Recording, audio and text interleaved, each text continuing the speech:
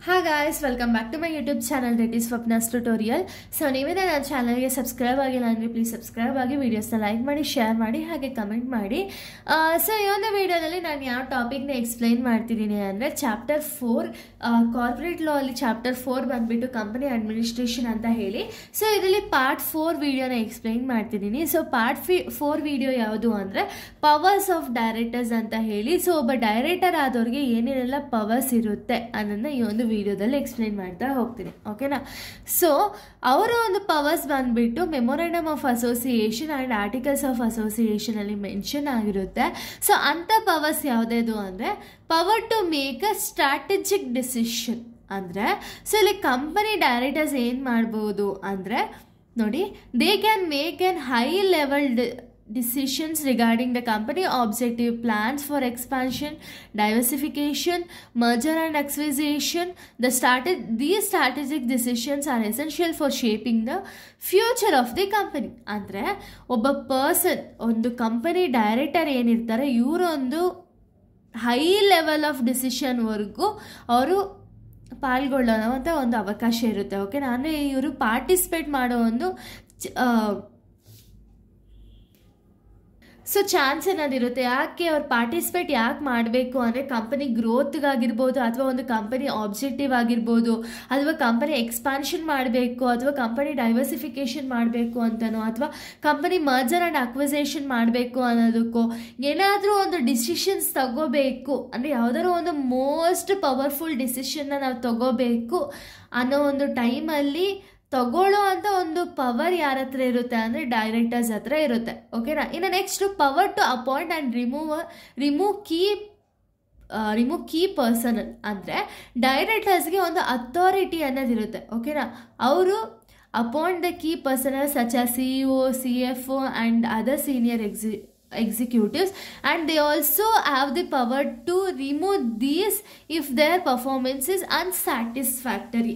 ಅಂದರೆ ಇಲ್ಲಿ ಒಂದು ಮ್ಯಾನೇಜರ್ ಅಥವಾ ಡೈರೆಕ್ಟರ್ಸ್ ಆದವ್ರಿಗೆ ಏನು ಒಂದು ಪವರ್ ಇರುತ್ತೆ ಅಂದರೆ ಅಪಾಯಿಂಟ್ಮೆಂಟ್ ಮಾಡೋ ಪವರ್ ಇರುತ್ತೆ. ಯಾರನ್ನ? ಕೀ ಮ್ಯಾನೇಜರಿಯಲ್ ಪರ್ಸನ್ ಅಲ್ಲ ಅಪಾಯಿಂಟ್ ಮಾಡೋ ಪವರ್ ಇರುತ್ತೆ. ಎಕ್ಸಾಂಪಲ್ CEO, CFO ಅಥವಾ ಅದರ್ ಸೀನಿಯರ್ ಎಕ್ಸಿಕ್ಯೂಟಿವ್ಸ್ ಇವನ್ನೆಲ್ಲ ಅಪಾಯಿಂಟ್ ಮಾಡೋ ಪವರ್ ಇರುತ್ತೆ.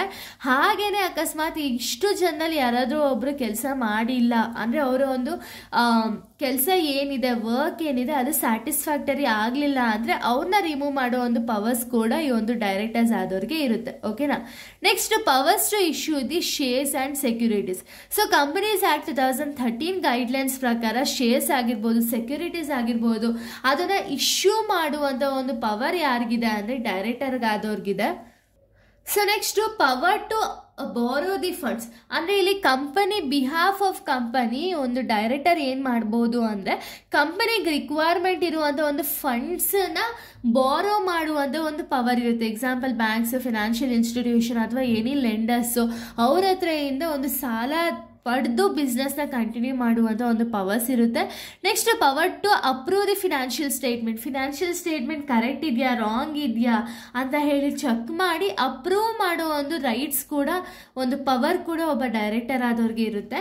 Next power to declare dividend. So share ಹೋಲ್ಡರ್ಸ್ಗೆ ಡಿವಿಡೆಂಡ್ ಅನ್ನೋದನ್ನ ಕೊಡಬೇಕಲ್ವಾ, ಯಾವ ಟೈಮಿಗೆ ಕೊಡಬೇಕು, ಯಾವಾಗ ಕೊಡಬೇಕು ಅನ್ನೋ ಒಂದು ಡಿಕ್ಲೇರ್ ಮಾಡೋ ಒಂದು ಡಿವಿಡೆಂಡ್ಸ್ನ ಡಿಕ್ಲೇರ್ ಮಾಡುವಂಥ ಒಂದು ಪವರ್ಸ್ ಕೂಡ ಇರುತ್ತೆ ಒಂದು ಡೈರೆಕ್ಟರ್ಗೆ.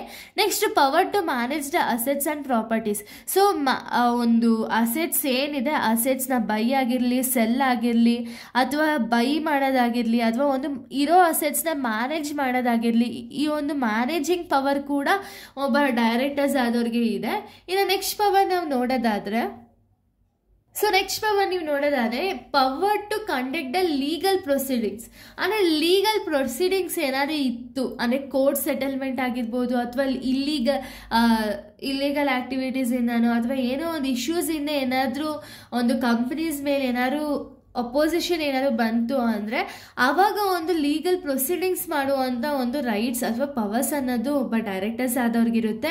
Next power to create and amendment policies. So ಒಂದು ಪಾಲಿಸೀಸ್ನ ಕ್ರಿಯೇಟ್ ಮಾಡೋದಾಗಿರ್ಬೋದು, ಅಥವಾ ಇರೋ ಪಾಲಿಸೀಸ್ನೇ ಚೇಂಜಸ್ ಮಾಡೋದಾಗಿರ್ಬೋದು, ಆ ಒಂದು ಪವರ್ಸು ಕೂಡ ಒಬ್ಬ ಡೈರೆಕ್ಟರ್ ಆದವ್ರಿಗೆ ಇದೆ, ಓಕೆನಾ.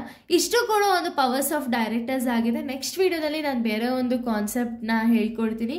So thank you guys, thanks for watching.